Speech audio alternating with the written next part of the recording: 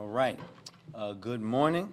I want to thank everybody for being here this morning. I am joined by Commissioner Harrison, Deputy Mayor Barksdale, our City Administrator Faith Leach, Deputy Commissioner Worley, and the entire upper command staff of the Baltimore Police Department. We're here today to make an announcement that will have a significant impact on the future of public safety here in Baltimore. Today, we are announcing that Commissioner Harrison will be departing his role as Baltimore Police Commissioner, and importantly, also announce my decision to nominate Deputy Commissioner Worley to lead the Baltimore Police Department moving forward. Over the last few weeks, the Commissioner and I have had numerous conversations about the future of our police department. And over the course of those conversations, it became clear to both of us that this was the right time to make this transition. And with that, I will turn it over first to Commissioner Harrison for a few words. Mr. Commissioner. Thank you, Mr. Mayor. Make sure this works. So good morning. I'm here to announce that over the last few weeks, as you've heard, I've been in conversations with our mayor about my future and about the future of the Baltimore Police Department.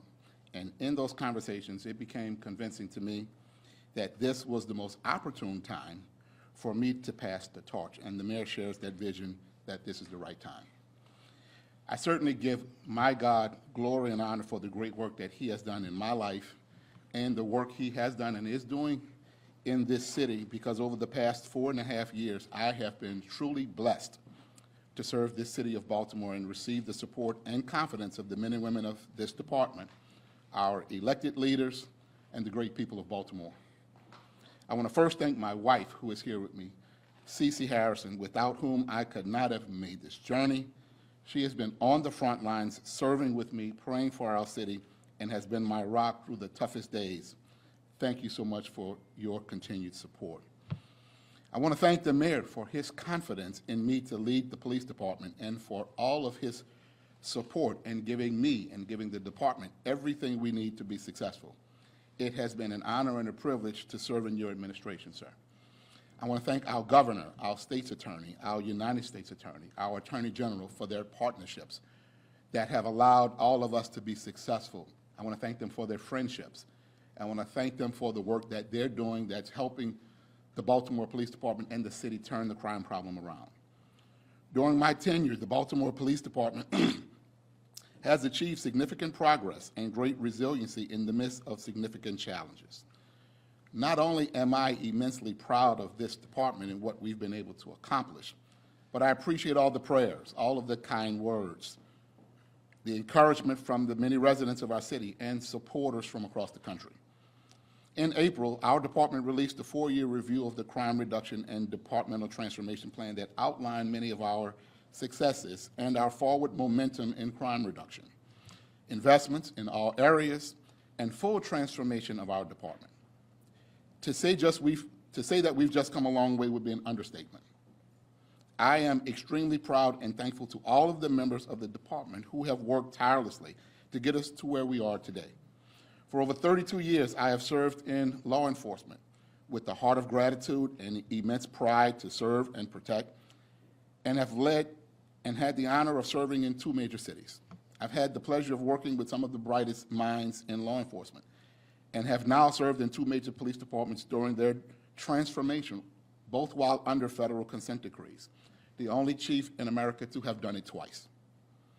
As outlined in the 4-year review, our police department has not only demonstrated reductions in both violent and property crime, but we have also significantly increased our proactive efforts, improve the quality of enforcement, and considerably enhanced engagement with our residents and communities across the city, though we know there is more work to be done. All of this while reducing negative interactions with the public and reducing excessive force complaints and litigation against our department and against the city. Again, I want to thank Mayor Scott for his ongoing support of the work and transformation of our department and for leading the charge of the group violence reduction strategy. While some may question the efforts of our city in working holistically to reduce violent crime and changing the lives of our residents, We know that without a doubt, the efforts of the group violence reduction strategy have been incredibly effective in reducing the number of homicides and shootings in our city. I want to thank Judge James Berdar, who oversees our federal consent decree. Your support of my administration has been vital in ensuring we continue transforming the agency into a world-class department. Not only has our department hosted more than 40 other jurisdictions who have come to our doorsteps to learn about best practices and model our policies, we truly have become the greatest comeback story in America. I also want to thank my deputy commissioners and my senior leadership team who are all standing with me today. I say this all the time and I'll repeat it today. This is the Vince Lombardi world-class Super Bowl winning team. I would put this team up against any other leadership team in the United States of America. There is no comparison. Together, we have truly raised the bar in policing. Lastly, I want to send a message and thanks of gratitude to the men and women of the Baltimore Police Department. Your hard work and dedication have been tremendous in its role of the police commissioner to set the vision and direction of the department, but real change, real impact, real transformation is not possible without the rank and file officers, sergeants, lieutenants, command members, civilian staff and support staff, professional managers, and contracted employees and personnel that get the work done each and every day. The opportunity to serve as your police commissioner is one that I will always cherish. I now congratulate future Commissioner Worley, who I have had the privilege of working side by side with, leading, mentoring, coaching, grooming. I have sent him and others to the best leadership schools in this country to prepare him for this day and for this very moment. I have full confidence that he will lead the BPD forward with even more accomplishments and continue the greatest comeback story in America. And although we're making this announcement today, I will be fully accessible to Commissioner Worley and to Mayor Scott until the commissioner is fully confirmed. And again, I want to say a special thank you to my wife for your ongoing support, and I want to say a special thank you to this city and the people of this city. Seeing you, hearing from you, shaking your hands at the gas station, in the supermarkets, at church, is why I wake up every day to do this job again the next day. My wife and I have grown to love this city, and we have become immersed in the Baltimore culture. And I just want to tell you, not only thank you, but I love you. I now say thank you to the commissioner for stepping up to take not only this challenge, but this opportunity, and I have full confidence that he, along with the mayor and along with this entire team, will keep the Baltimore moving forward. Thank you. Thank you, sir. Thank you, Mr. Commissioner, and let me say on behalf of all Baltimoreans, I want to thank you for your leadership over these past 4.5 years. And I think it's important for us to all be reminded that when Commissioner Harrison arrived, I was the chair of the City Council's Public Safety Committee. And when the commissioner and I first met, he said to me, I will leave this department better than I found it when I arrived, and I will make sure that the person replacing me will be from within the department. And well, Mr. Commissioner, I think that we know that we're here today and we have a much stronger BPD. And you heard him say just a little bit of it, but in just a few years, BPD has went from an example of everything that was wrong with policing to the example of how you can start to repair those relationships, build those relationships, go through reform, policing reform, doing that work done over these past 4.5 years to have us now be the leader, the place that other departments, that other mayors, that other chiefs look to how you can do reform and focus on getting guns off the street and holding people accountable at the same time.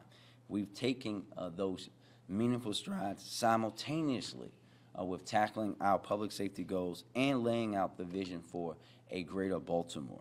Achieved well over 80% compliance with our federal consent decree, recovering over 2,600 illegal firearms and 485 ghost guns just in last year alone.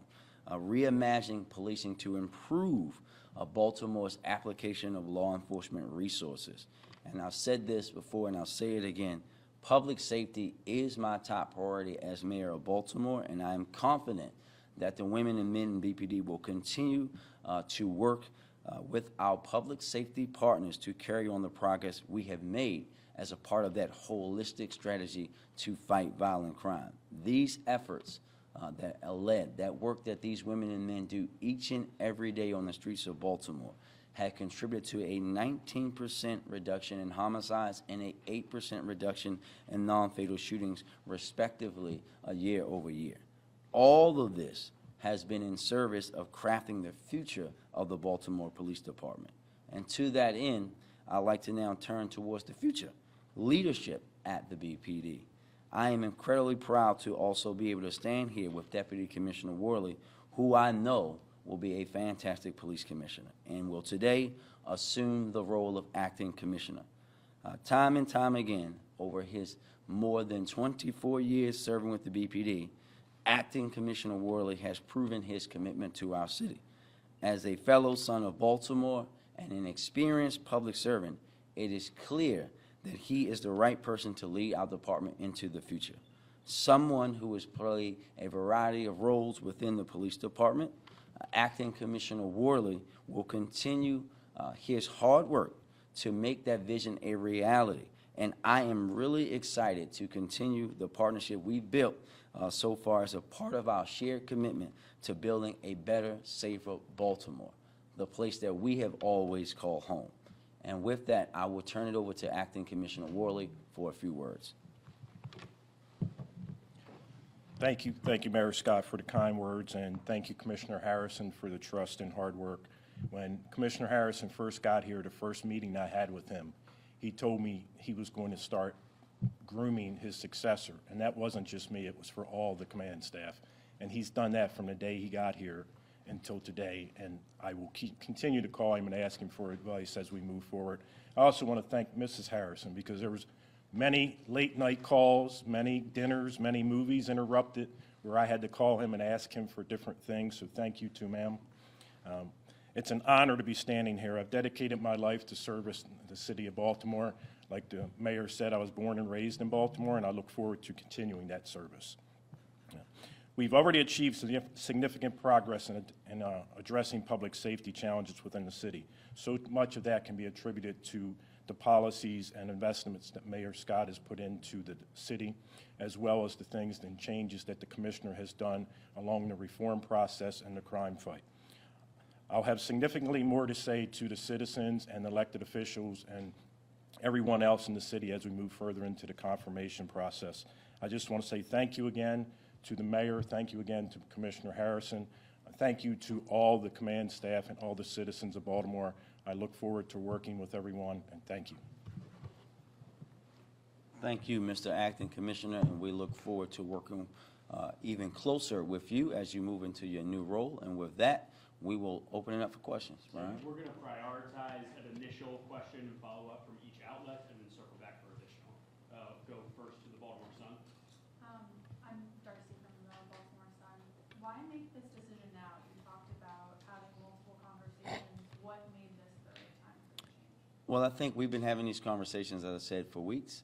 I think that when you consider where the department is, when you consider the progress that's been made, and what better time than right now?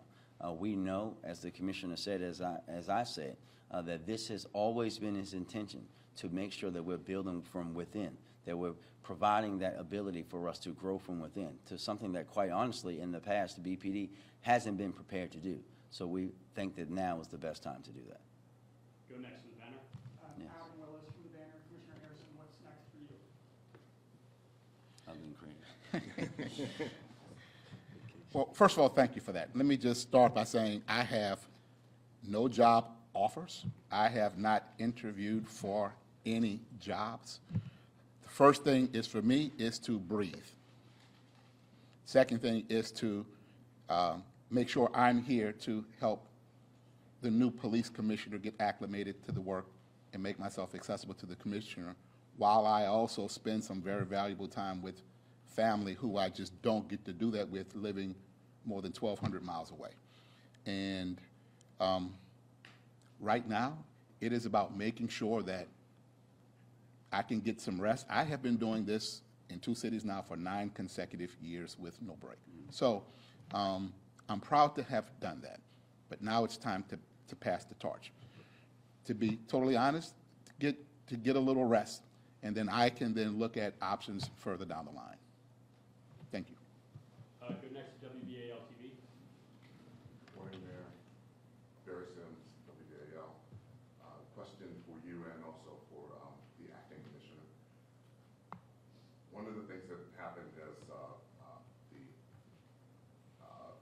the city's been looking for commissioners before, we've looked outside a lot of times. This time, it looks like we're inside. We know that Deputy Commissioner has come through the ranks. Was that, how much of a concern was that as we were looking into this transition? And also, how will this also impact dealing with the consent decree?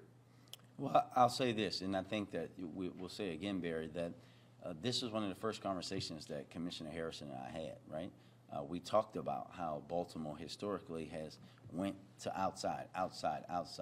And he said that, and he was a man of his word, that he was going to invest in those in leadership and command in this department to make sure that when this day came, that the person replacing him will be from within. And that's why we're here today.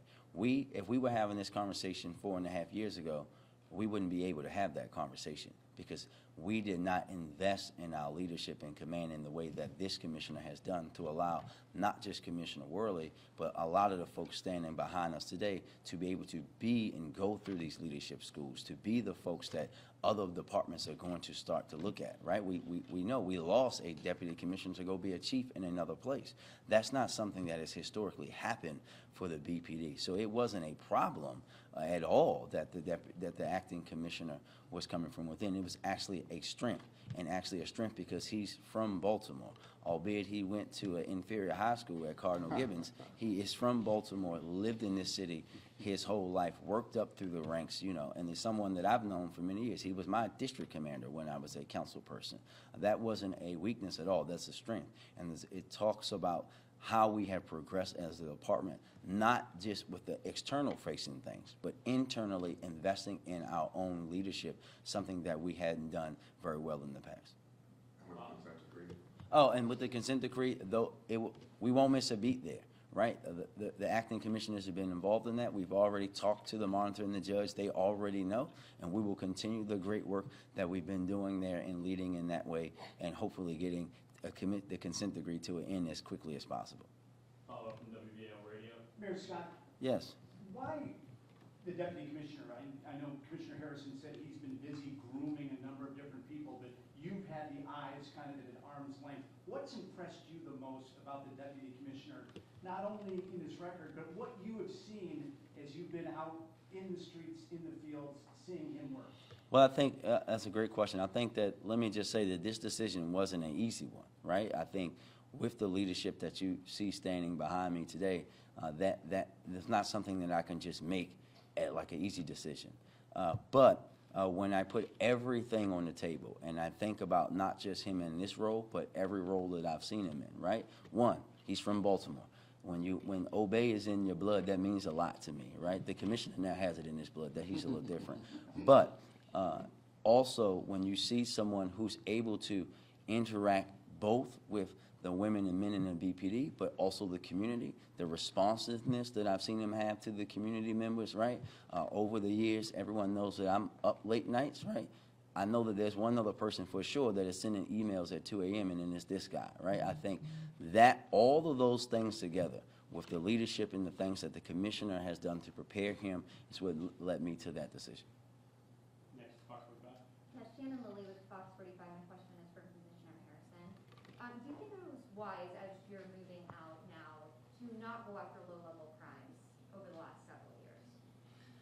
Well, you know what, that was actually not a decision I get to make in a silo. And so the police department was working in consultation with the state's attorney's office, where a number of those crimes we know were not being prosecuted. So it put us, we had to design policy and guidance for the police officers to perform their duties, understanding that there are certain things we will prosecute, which means we should be enforcing, and we could not put officers in positions to do something and get themselves injured, get community members injured, all of the things that go along with that for a case that's likely not going to be prosecuted. So it was a policy decision. It was not a personal or professional decision. It was purely policy decision. Next, Steve. Christy Harper, WMAR. I have a question for the acting commissioner. What would you say is the greatest piece of advice Commissioner Harrison gave you as far as leading the city to make improvements in the conditions here? Well, there was so much advice that he's given me over the 4.5 years.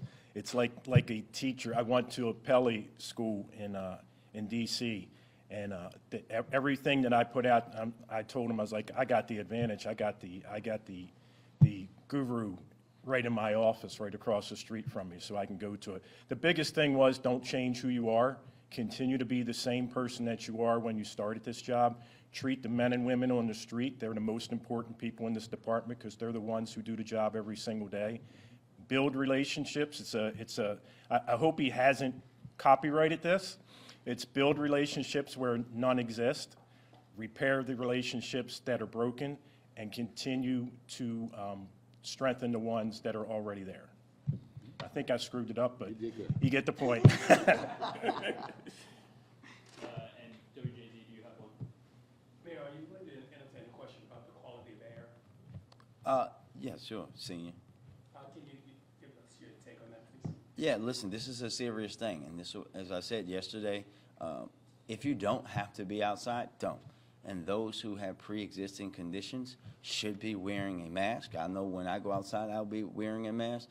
Rec and Parks has suspended all of our outdoor activities, so there will be no track practice, no outdoor sporting events, any of that through Friday. We're going to do that, and we advise everyone else to do the same in their private lives. This is something that we should take very, very seriously. I know no one wants to be hearing from me talking about wearing masks again, but we should know now that I'm only going to do that when it's in the best interest of people's public health and safety. Do we have an outlet that hasn't asked yet? Nope. Okay, go next. I have a question for the acting commissioner. You mentioned 24 years in service. In those 24 years, was it your dream to ascend to be a commissioner? And as well as, what is your one thing that you would want to accomplish during your time as commissioner? When I first started the job, I was a little older. I was 34. So when I first started, my goal was to be a sergeant in 5 years and a lieutenant in 10, and I didn't really think much after that. And then I became a captain, and all of a sudden I wanted to move up. And eventually, one day I wanted to be the commissioner. And what happens is most of the time you don't become a commissioner in the city, the agency that you come through. I'm lucky enough to hopefully do that now. And then what was the second question? I'm sorry. What is, in your 24 years, what is one of the things that you want to change with the Navy Department? I think we've already done that. We've changed the department. We went from being a warrior to a guardian mentality. We've changed the men and women. Since the commissioner's been here, we've not only reformed the department, but we're lowering crime while we're doing the same thing. And that's very, very difficult to do, to achieve both of those things at the same time. Any additional questions? Just kind of a follow-up. As a leader, then, how do you intend to maintain contact with, as you said, those on the street? Well, you go and visit roll calls, you go to crime scenes. Unfortunately, you see, that's usually when you see a lot of them. But you visit roll calls. I'll follow the model that the commissioner brought. He went out and visited the community. He was always out in the community. He was always out talking to the officers. And you just treat them the way, I'll treat them the way I've always treated them from the time that I became an officer until the time that hopefully I'll be in the commissioner's office permanently. But I'll just continue to do what I've done for the last 24 years and follow the example that Commissioner Harrison has set. And last question, WBAF. This is for the acting commissioner and Commissioner Harrison. And this is dealing with Commissioner Harrison as you're leaving. What is it that you are hoping that the department will focus on in the fight on crime? There's so many different issues. What is the main thing? And also, acting commissioner, what is it that you plan to work on as you get started? Well, I think there's so many things, but I'll give you a very general thing. I think the department should continue to follow the pathway that has been set, continue to follow the plan that has been working, continue to make sure that we do our very best. The agency does its very best to be the best that it can. You know, Vince Lombardi, and I love Vince Lombardi, said, perfection is not attainable, but if we chase perfection, we'll catch excellence. My hope is that the department would always try to chase that perfection so it can always be in a perpetual state of getting better, and every day they will get better. I'm looking for them to surpass anything that I have done. It has been with the mayor, our council members, our state delegates, our community members, the men and women of the department working together. No one person did it, but I would think that the next commissioner would do the same thing, not think that he or she does it alone, but incorporate the entire community into the plan, into what it really takes to be successful, and never be satisfied. I agree with the commissioner. We just continue what we're doing. That we're having success this year. The mayor has already given you the homicide and non-fatal shooting numbers. Robberies are pretty close to down. I didn't see the numbers today. If they hover right around even. So we're on the right path, and continue to build a group violence reduction strategy. That's the city's strategy, and we will continue to do that as we move across the city and continue the work that we've been doing for the last 4.5 years. There you go. Thank you, everybody. Thank you.